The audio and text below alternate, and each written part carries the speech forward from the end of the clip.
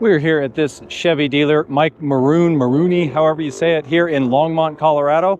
We're going to see the parts content on these. What I want to see is how affected I think General Motors is going to be by tariffs, and whether or not you should maybe buy now. I know that everybody's been saying, wait, prices are too elevated. But when you think about it, if they don't change the location of where these trucks come from, you may actually get a better deal now than maybe post April 1st. That's when tariffs are supposed to kick in. So we're definitely going to take a look at all these vehicles. Let's start out here in the midsize segment because it just is a cool looking truck. So here we go with 49% US Canadian, 25% Mexican, United States assembly plant, and United States transmission. So 25% Mexico made on the ZR2. Move on to the Trail Boss here. Of course, $45,000 for this Trail Boss. We're looking at 49% US Canadian, 25% Mexico, United States assembly, United States for both the engine and the transmission. Interesting. All of these Chevy Colorados should be the same. GMC AT4X, 51% United States Canadian, 19% Mexican parts, assembled in the US, United States on the transmission and engine. Just look at that AT4X. That thing is just a boss. Sits up so high. Sweet wheels. Oh yeah, oh yeah. This thing is sexy. It's got the rock rails on it. Man, that is a slick looking ride. So the Colorados will be semi-affected. You know, we're talking, it really depends on where the aluminum and steel come from, because if it's coming from Canada or Mexico, that's where some of the parts, you know, it's harder to tell what the effect is going to be of these tariffs. So let's check out here's the 6.2 Silverado, or a GMC Sierra AT4X 6.2, $84,000. We've got 37% US Canada, 37% Mexican parts, and it's assembled in Mexico, United States on the engine and transmission. So there you go. This is assembled in Mexico, this AT4X. Isn't that crazy? We're gonna go find we got some Z71s here. We'll find here's a little Duramax. So the baby Duramax, I think the baby Duramax is actually a different location. Let's check here. 1500 elevation. This is the 3-liter with the 10-speed, $64,000. It's actually 37% United States Canadian parts, 37% Mexican content, and then it's assembled in Indiana, United States for the engine and transmission. So a little bit different on the baby Duramax for whatever reason. That's the Denali Ultimate there. Here's a 5.3. Again, just finding some variation. A 5.3 elevation. This is $56,000, actually $68,000 after all the packages. And we are looking at 37% US Canadian, 37% Mexican, assembled in the US, United States engine and transmission on this one. Man, they're all just slightly different. Now let's take a look. The Red Ryder here. That is a bright red Turbomax. So the 2.7 liter, the actual super reliable so far. We're looking at 37% US Canadian, 37% Mexican content, assembled in Mexico, engines in Mexico. So the 2.7 is in Mexico, transmissions in the US. This is $54,000 on the sticker for that LT. Man, it is crazy how much these vary in price and vary in location of where they're built. Isn't that nuts? I mean, even just in one brand, you would expect that a truck like this, at least I would expect that, you know, General Motors would be building these all out of the same location just to get some continuity with their assembly process and reliability. I mean, when you have a process that's kind of honed down, I guess they just ship so many vehicles that they need multiple locations to do this stuff. But man, it is bizarre. Got a Duramax, a little baby Duramax. All right, this one is 37% on both United States and Canadian parts, assembled in Mexico, engine and transmission United States. So again, assembled in Mexico for the baby Duramax, it's just random. Sometimes like the 2.7 is assembled in Mexico, or the 2.7 comes from Mexico. So yeah, they're just all over the place. I think General Motors is going to have some rejiggering to do if they don't want these tariffs to affect them. This is going to hurt.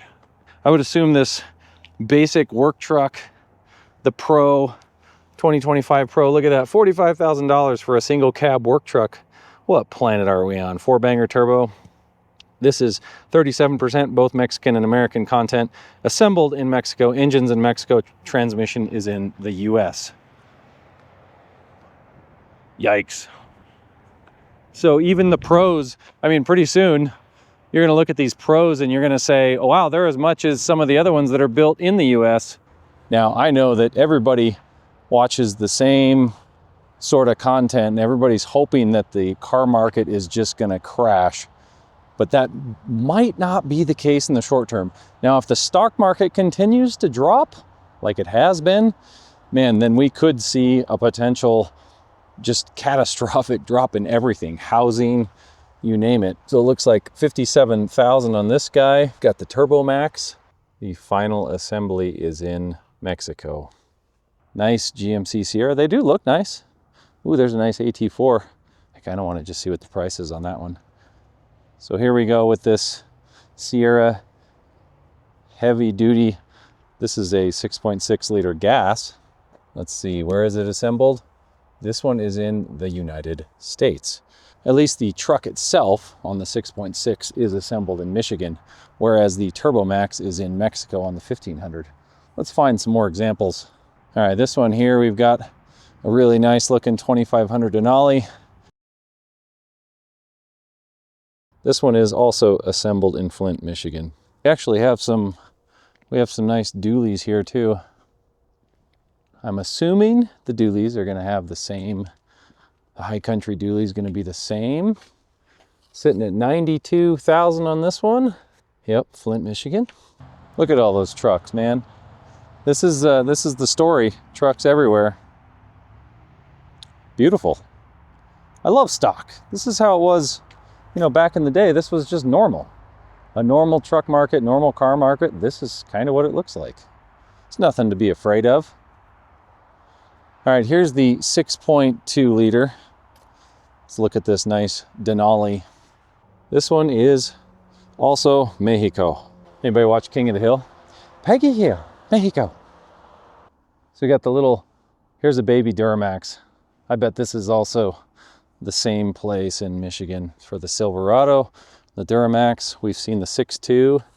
This one's $68,000. United States. So it looks like the 2025 Silverado LTZ with the Duramax is, some of them are in the US. That's interesting. Z71, yep, 5.3. So this is probably a good final example, $67,000. Ooh, this one would be definitely getting crushed on the tariffs. This one's Canada. So, wow, there you go. So final assembly, we've got Canada on the 5.3. We have the United States on the lovely Duramax. The 2.7 was in Mexico. The 6.2 was in Mexico. And the heavy duties were in Flint, Michigan. So both the Allison 6.6 and the Gasser, they got to have something in another factory here. I mean, we've hit every country, right? That's near us. They're probably not going to go further than Mexico and Canada. Check out the Equinox EV. Equinox EV, 43,000, and that is in Mexico, but a different city in Mexico. That's really interesting. Then we got the little Trailblazers here, unlike, not even close to what they used to have on those Trailblazers. It's coming in at 26,000, super cheap. These are in Korea. So I can't remember what brand this must be a joint venture with, but it kind of looks to me like a Kia Hyundai. And we've got the Blazer all-wheel drive RS. It's a pretty nice looking little ride. Not a ton of ground clearance, but That's not really what they're going for. They're just going for that super sporty look. Probably handles nice. So this one's 57,000, holy smokes. This one is in Mexico. What about a Yukon? Oh, this Yukon is pretty nice looking. Pretty sweet. Way overpriced for me, but hey, 2025 Yukon Elevation in Arlington, Texas.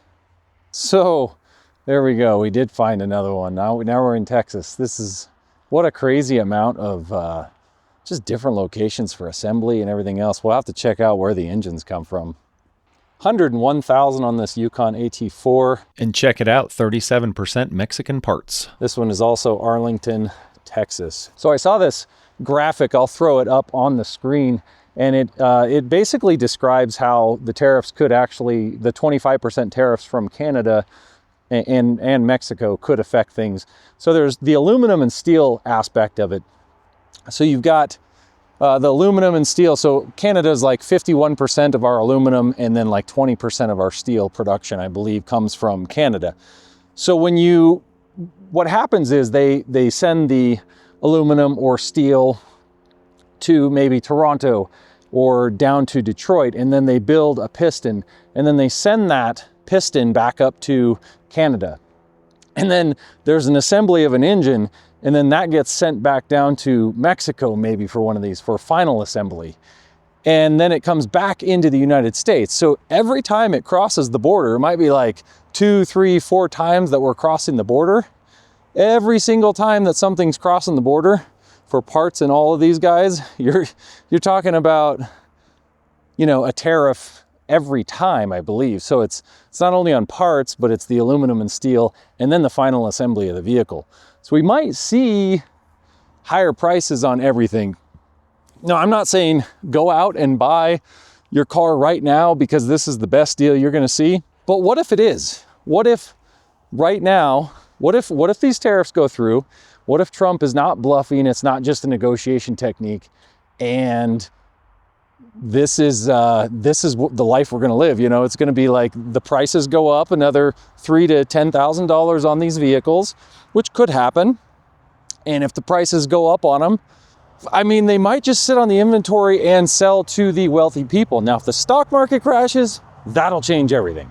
And the stock market's down like 4% this week. If this isn't just a bounce up and drop down, if the stock market then kind of bull runs again, they could sustain these prices. I really think they could. And year over year sales are up. That means that, you know, the wealthy people are still buying these trucks, and that's the game. They're selling to the demographic they want to sell to. They're getting a lot of money. If that continues to happen and the stock market's up, it's just going to be different for the rest of us, I guess. We'll be secondhand market for most of the people. We'll be secondhand owners of all of this stuff. And the worst part about this is if these actually do go up like $3,000 to $10,000 based on their location, you know, the Canadian ones or the Mexican built or assembled ones, if they go up that much, used car prices are going to go up too, which sucks. So I can't believe I'm saying this, but I'm hoping that the stock market just stops bull running and like comes down a little and holds people out of this market, because if tariffs come in, man, could get worse.